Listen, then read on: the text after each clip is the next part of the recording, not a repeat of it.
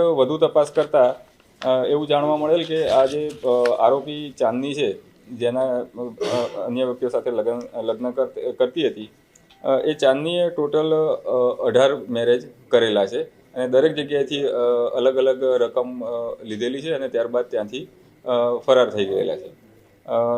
આ ઉપરાંત ચાંદનીના જે મધર છે, સવિતાબેન ઉર્ફે સુશીલાબેન, વાઇફ ઓફ રમેશભાઈ સોમાભાઈ ઠાકોર, તેઓ પણ આની અંદર સંડોવાયેલા હતા.